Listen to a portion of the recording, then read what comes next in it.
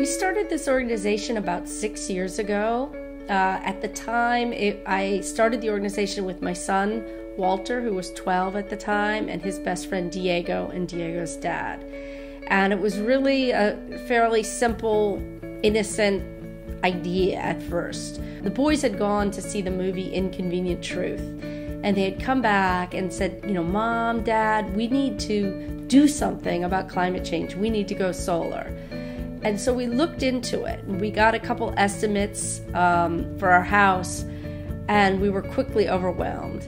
We got contradictory information, it was confusing, it was really expensive.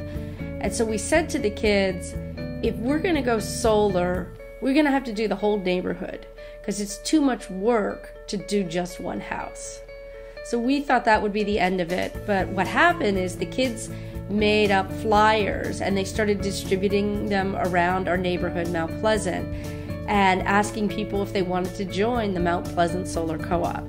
And next thing we knew, we had 50 members and no idea what we were going to do. So what happened after that was several years of learning about solar, working with volunteers, building our organizations, and eventually passing a bill through the DC Council in 2008 that created long-term incentives for Washington, D.C. that were available for anybody in the district.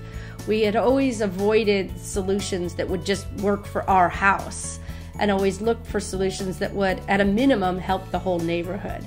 And especially to help everybody in the neighborhood, not just the wealthier people in the neighborhood, but people who were on fixed income, retired, etc. So the vision from the beginning was scalable, accessible, affordable. Over the years after we started people started hearing about the Mount Pleasant Co-op, and in 2009 we took 45 houses through the solarization process from beginning to end.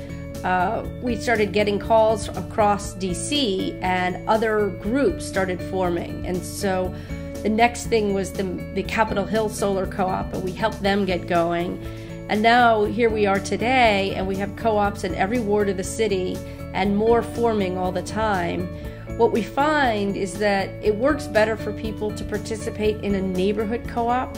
You go to the meetings in your neighborhood, you work with people who are your neighbors, who live near you, have similar houses, you have lots in common, and each neighborhood co-op also focuses on their member of the DC Council.